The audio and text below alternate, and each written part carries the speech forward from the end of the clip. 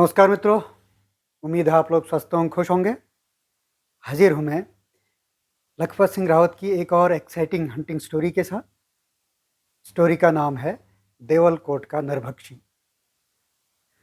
दोस्तों, ये स्टोरी है एक नरभक्षी तेंदुए के बारे में, जिसने 2006 में देवलकोट के इलाके में, या यूँ कहिए कि चमोली और पौड़ी डिस्ट्रिक्ट में गढ़वाल के काफ़ी आतंक मचाया था और कई लोगों को अपना शिकार बनाया था। दोस्तों, गैरसैंण जो है वो एक तरह से कुमाऊं और गढ़वाल का हार्ट है। उत्तराखंड के लगभग बीच में पड़ता है और जैसा कि आप लोग जानते हैं वो एक प्रपोज्ड कैपिटल भी है उत्तराखंड की।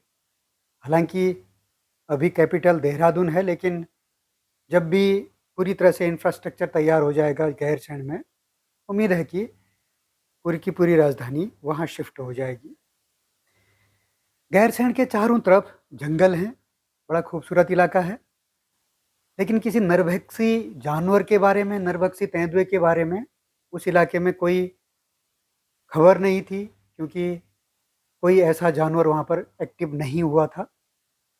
लिहाजा सब कुछ नॉर्मल चल रहा था। लेकिन गैरसैंण से करीब करीब 6 किलोमीटर आगे कर्णप्रयाग के रास्ते में एक गांव है काली माटी।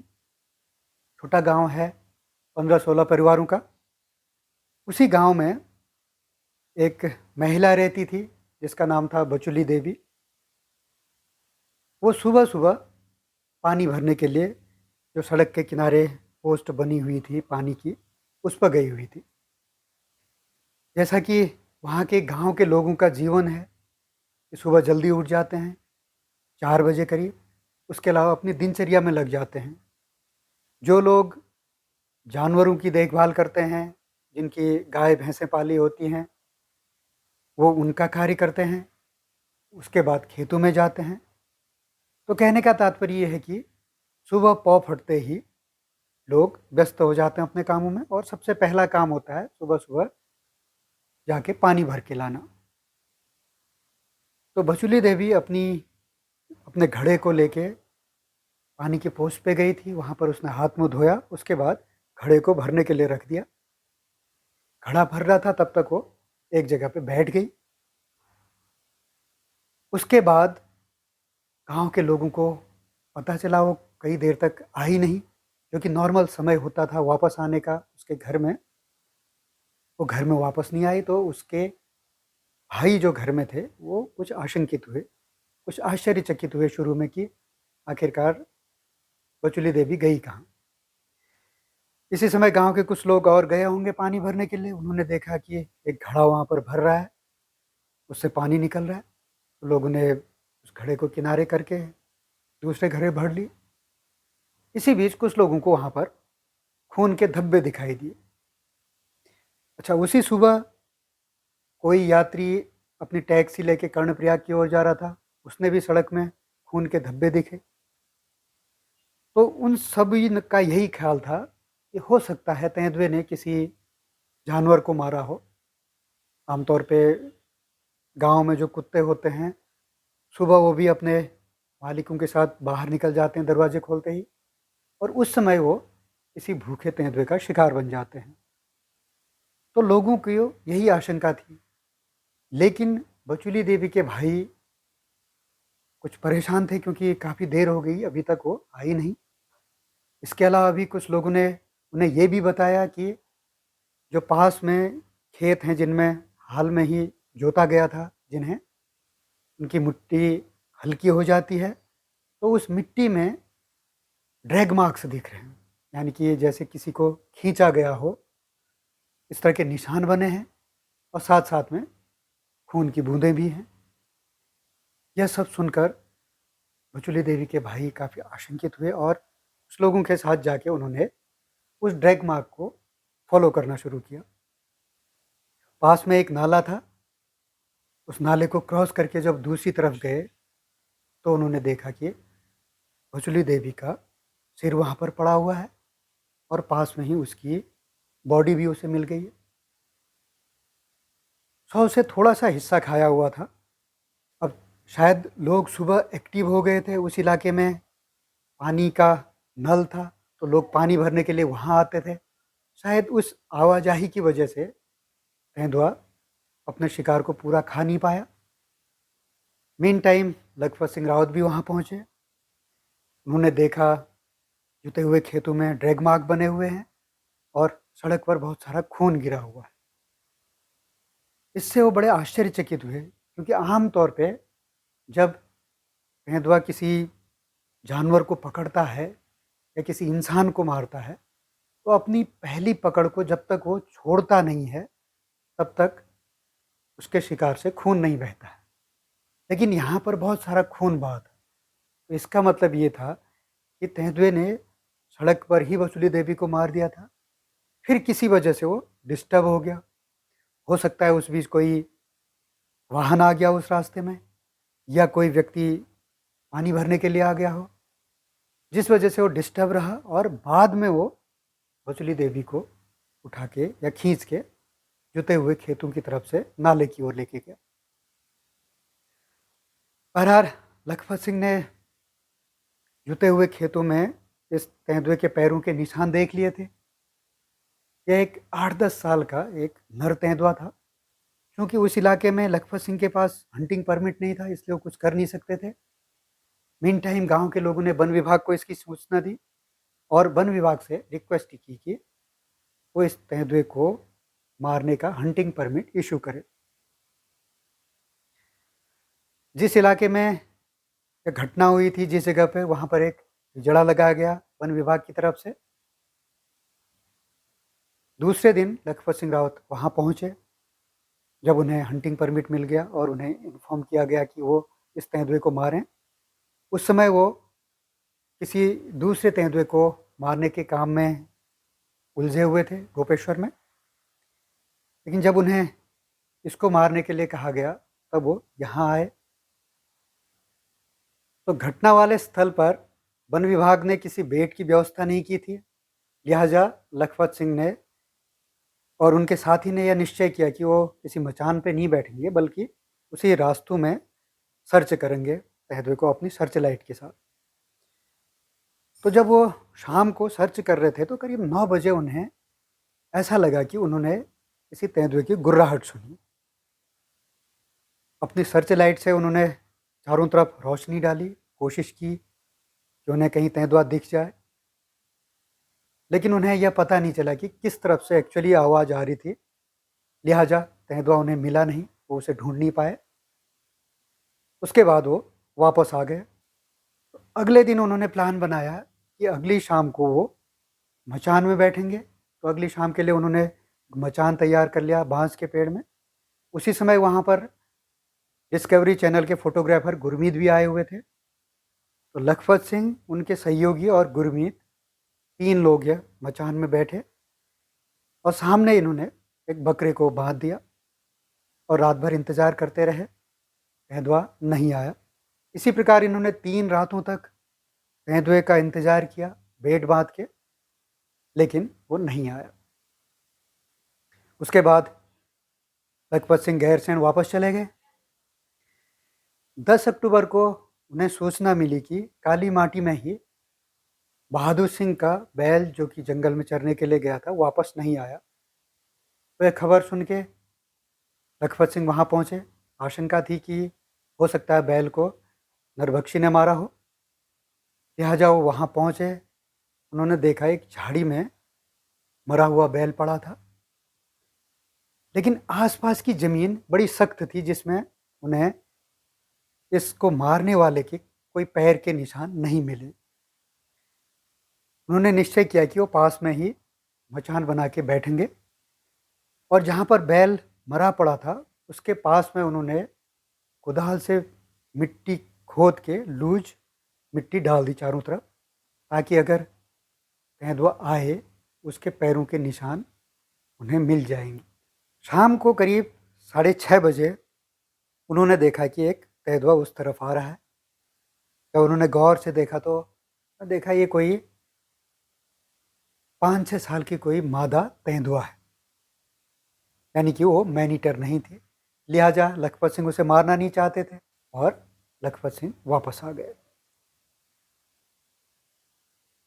काली माटी से 2 किलोमीटर दूर देवाली खाल एक जगह है जहाँ पर केदारनाथ वन प्रभाग की सीमा समाप्त हो जाती है और वहाँ से बद्रीनाथ वन प्रभाग की सीमा शुरू होती है, यानी कि 2 अलग अलग वन प्रभाग हैं।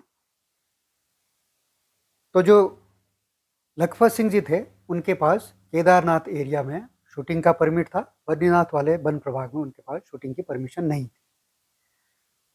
15 अक्टूबर को गुरमीत जो कि डिस्कवरी चैनल के फोटोग्राफर थे, उनके साथ आदि बद्री के इलाके में जो बच्चे मैनीटर से मारे गए थे उनके घर वालों से पूछताछ करने के लिए लोग गए हुए थे। और जब ये वापस लौट रहे थे तो महलसी गांव के पास में इन्हें मैनीटर मिल गया। ये वही मैनीटर था जो काली माटी में जिसने बचुली देवी को मारा था। क्योंकि उस इलाके में उनके पास हंटिंग परमिट नहीं था, लिहाजा वो कुछ नहीं कर सकते थे। उन्होंने उसका फ़ोटो खींच लिया और आ गए। देवाली खाल से 6 किलोमीटर की दूरी पर विदेशी पशु प्रजनन केंद्र है। वहाँ से 2 किलोमीटर की ढाल पर एक गांव है चोरड़ा। उस गांव में बिजली नहीं है, उस समय नहीं थी 2006 में। और वहाँ लोग मिट्टी के तेल की कुप्पी जला के रोशनी करते थे शाम को अंधेरा होने के बाद। तो ऐसे ही किसी शाम को एक बालक जो अपने पड़ोस के घर से मिट्टी का तेल लेने के लिए गया था, उनके घर में शायद ख़त्म हो गया होगा। तो जब वो मिट्टी के तेल की बोतल लेके आ रहा था तो रास्ते में उसे तेंदुए ने हमला कर दिया। उसके हाथ से मिट्टी के तेल की बोतल गिर गई। शायद उसके अंदर गैस बनी थी। जैसी बोतल गिरी उससे धमाका हुआ और उस धमाके के डर से आदमखोर वहाँ से भाग गया। उसके बाद उस इलाके में कोई घटना नहीं हुई मैनीटर की कई दिन तक। 21 अक्टूबर को छोटी दिवाली थी। तो दिवाली के सीज़न में सब लोग अपने घरों को सजा रहे थे, फूल मालाओं से सजा रहे थे और बच्चे पटाखे लेने के लिए बाजार जा रहे थे। आदि बद्री से 25 किलोमीटर दूर है देवलकोट और वहाँ से 2 किलोमीटर है मटियाला। मटियाला से 4 किलोमीटर की चढ़ाई पर एक गांव है पेब। तो पेब गांव के अजीत सिंह जिनकी दुकान थी मटियाला में, मटियाला बाजार में चाय की दुकान थी, वो शाम को घर आ रहे थे अपने। जैसा कि पहाड़ों में एक रिवाज सा बन गया है कि शाम होते ही लोग शराब पीने लगते हैं। कई लोग, उनमें से अजीत सिंह एक थे जो दिन में दुकान चलाते और शाम को शराब पी के शराब के नशे में वो घर आ रहे थे। उनके घर में एक बूढ़ी माँ, उनकी पत्नी और 3 बच्चे थे। उस दिन सबसे बड़ा बच्चा उनके साथ में था। तो कुछ समय बाद चलते चलते उन्होंने अपने बेटे को गांव के और बच्चों के साथ घर भेज दिया और अपना अकेले आने लगे। चलते चलते शायद उन्हें नशा ज़्यादा हो गया। तो रास्ते में किसी एक मकान के पास में वो पहले बैठ गए और फिर लेट गए और घर नहीं पहुंचे। दूसरे दिन लोगों ने उनकी खोजबीन शुरू की तो पाया एक झाड़ी में उनका शव मिला है। तो जब उन्होंने उस वहाँ से बैक ट्रैकिंग शुरू की तो देखा वो रास्ते के किनारे किसी जगह पर शायद बैठे होंगे। वहाँ पर आदमखोर ने उन पर हमला किया। शायद वो कुछ समय से उनको स्टॉक कर रहा था, उनके पीछे चल रहा था और जैसे ही उसे लगा कि ये व्यक्ति लेट गया है तो उसने हमला किया और उन्हें खींच के लेके गया पास की झाड़ी में और वहाँ कुछ पोर्शन जितना वो खा सकता था खाया और उसके बाद दूसरे दिन सुबह बाकी पोर्शन को पत्तों में ढक के जंगल में चला गया। यह देखकर गांव के लोग बड़े गुस्साए। अजीत सिंह की मौत के बाद लोगों ने एक नए सिरे से इस तेंदुए को मारने के लिए मांग उठाई और 3 नवंबर को लखपत सिंह जी वहाँ पहुँचे। लेकिन ऐसा लगा कि आदमखोर फिर से गायब हो गया है। 21 नवंबर को पिंडवाली गांव में एक शादी समारोह था। सुरेंद्र अपनी माँ के साथ वहाँ से वापस लौटे थे शाम को। तो रास्ते में लघु शंका के लिए माँ थोड़ा रुक गई, उसने बेटे को आगे चलने को कहा। उसके बाद वो घर आई। घर आके उसे पता चला कि सुरेंद्र नहीं है घर में। उसने घर में अगल-बगल पूछा। जब सुरेंद्र कहीं नहीं मिला तो फिर वो वापस गई, जहाँ पर उसने सुरेंद्र को आगे चलने को कहा था। वहाँ पहुँच के उसने देखा सुरेंद्र के चप्पल गिरे हुए, और फिर उसने और गौर से उस इलाके में देखा तो कुछ खून की बूंदें गिरी हुई मिली। तो ये सब देख के महिला चिल्लाने लगी, और साथ में गांव के लोग भी इकट्ठा हो गए। और यह सब देखकर गांव के लोगों ने उस इलाकों को एक तरह से घेर लिया। यह गांव करीब 40 परिवारों का गांव था। वहाँ कच्ची सड़क भी जाती थी। तो सड़क से कुछ 200-300 मीटर नीचे उन्हें सुरेंद्र का शव मिला। इस गांव में पहले भी लोगों ने हाका डाल के कई तेंदुओं को फंसाया है। उन्होंने जंगल में जगह जगह भांग की रस्सियों के जाल बना के उन्हें बांध दिया गया, और उसके बाद दूसरी जगह से जंगल में हाका डालते थे। हाका डाल के तेंदुआ उस तरफ भागता था जहाँ जाल लगा हुआ हो। उसे खबर नहीं थी कि वहाँ जाल है, और वो वहाँ फंस जाता था। इस दफ़ा भी लोगों ने कोशिश की, हाका डाला, लेकिन आदमखोर वहाँ से बच के निकल गया। अब चूंकि हाका डाला था, बहुत सारे लोग इकट्ठा हुए, तो आदमखोर के वहाँ आने की कोई उम्मीद नहीं थी वापस। हालांकि घटना के बाद लखपत सिंह ने वहाँ पहुँच के 2-3 रातों को कोशिश की। कुछ और शिकारी भी बैठे हुए थे, लेकिन आदमखोर का कहीं कोई पता नहीं चला। इसके बाद जब उन्हें कोई उम्मीद नहीं थी वहाँ आदमखोर के मिलने की, तो वो वापस आ गए। और मीन टाइम वो गोपेश्वर में किसी और आदमखोर को मारने के काम में लगे हुए थे। इसी बीच उन्हें समाचार पत्र के माध्यम से खबर मिली कि पौड़ी के इलाके में, जो इलाका पेब गांव से या पिंडवाली से ज़्यादा दूर नहीं था, वहाँ 2 महिलाओं को 14 और 16 तारीख दिसंबर को एक आदमखोर ने मारा था।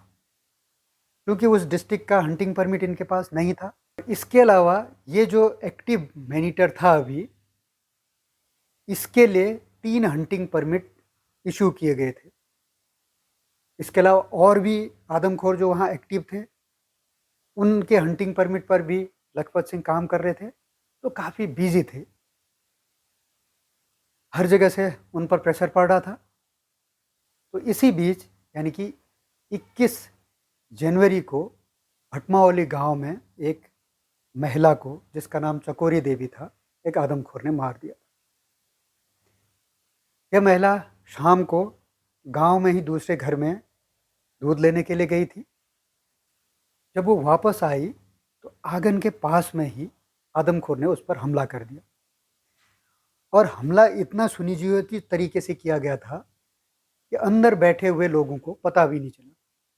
झाड़ों के दिन थे, लोग अंदर के कमरे में बैठे हुए थे, दरवाजे बंद किए हुए थे, और बाहर अगर थोड़ा बहुत शोर हुआ भी होगा या थोड़ी बहुत आवाज़ आई भी होगी, तो अंदर तक वो आवाज़ नहीं पहुंची। और जब चकोरी देवी पर हमला किया गया, उसके हाथ में जो बर्तन था वो आंगन में पत्थर में नहीं गिरा, बल्कि छिटक के खेत में चला गया। मिट्टी में गिरा तो उसके गिरने की भी आवाज़ नहीं आई।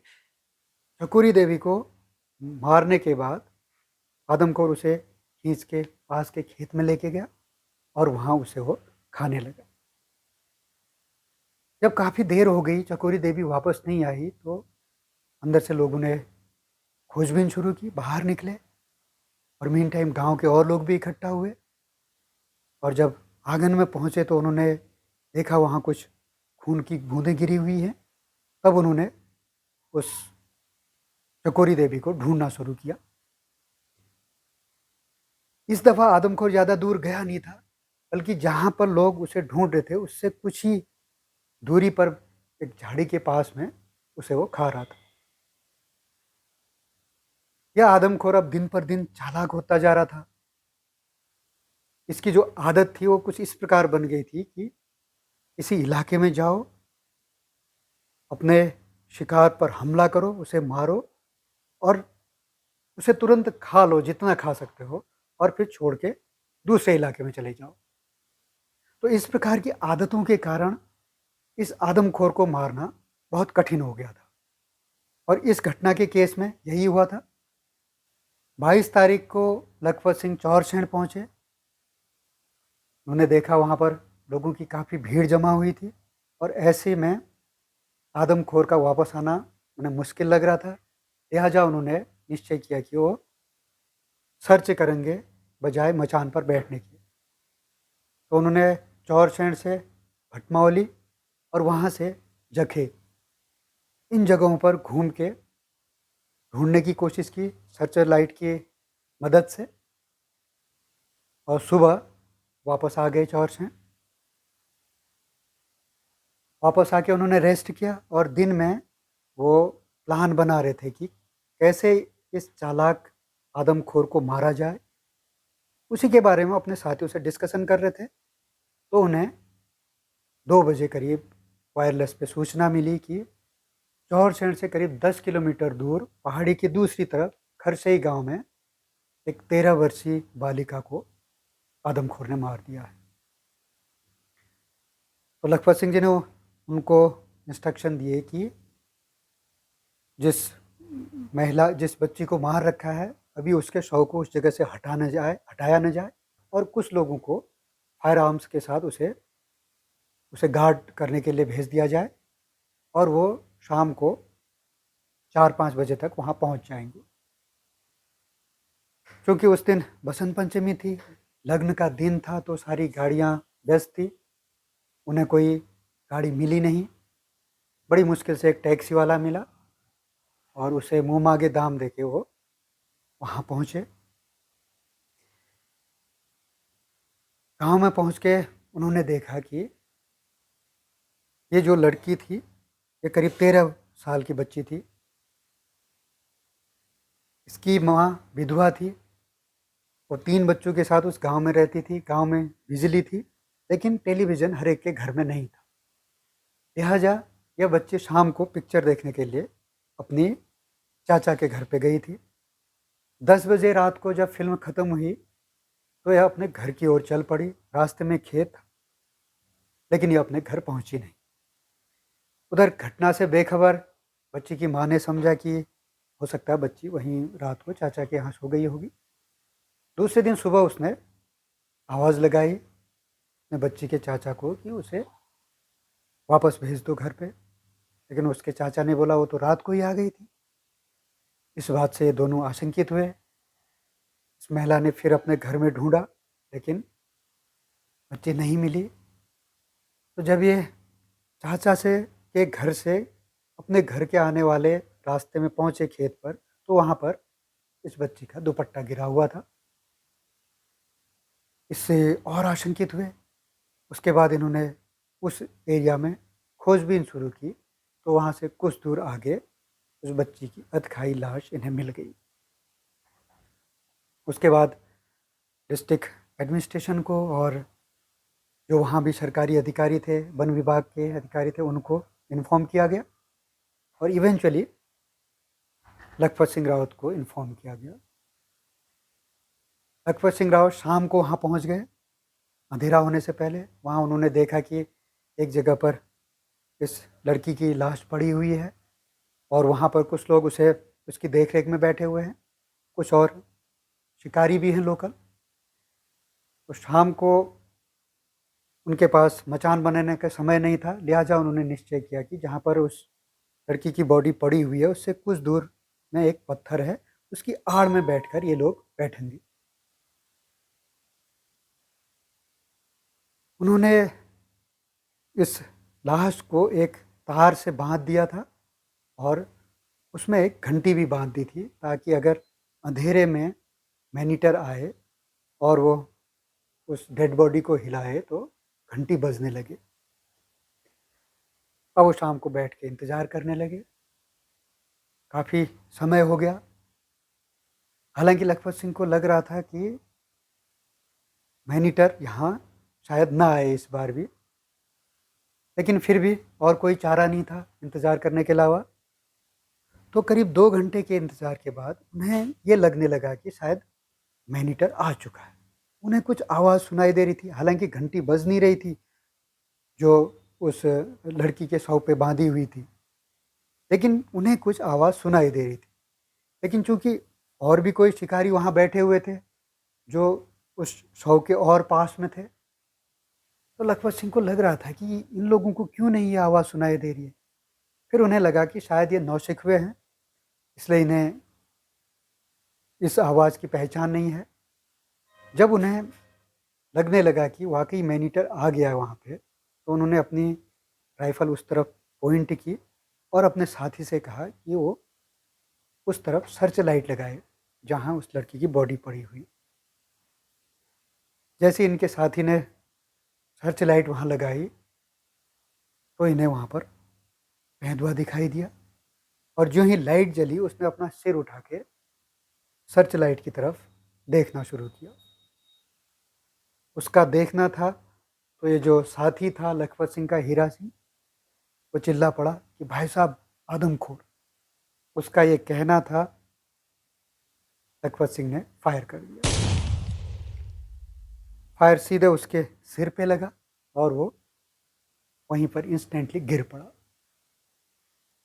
आसपास जितने लोग थे, सबने उसको गिरते हुए देखा और कुछ देर बाद ये लोग उठे, मैनीटर के पास में गए। वाकई वो मरा हुआ था वहाँ पर। और ये गोली की आवाज़ सुनने के बाद और वहाँ पर जो हलचल हो रही थी, वो उसको सुनने के बाद गांव के लोग भी इकट्ठा हो गए और वहाँ पर काफ़ी बड़ी तादाद में लोगों का हुजूम खड़ा हो गया। और उसके बाद रात को ही मैनीटर और जो लड़की जिसका नाम प्रीति था, उसके शव को लेके लोग गांव में आ गए। हालांकि गांव की लड़की मरी हुई थी, बच्ची, गांव के लोग दुखी थे, लेकिन साथ साथ में वो मैनीटर के मरने से खुश भी थे। दूसरे दिन सुबह मैनीटर को मैनीटर के शव को लेके लखपत सिंह अपने साथी के साथ गोपेश्वर को चल पड़े। तो दोस्तों, ये थी स्टोरी देवलकोट के मैनीटर की। उम्मीद है आप लोगों को पसंद आई होगी। जल्दी ही एक और स्टोरी के साथ फिर हाजिर होऊंगा। तब तक के लिए इजाज़त दीजिए। नमस्कार।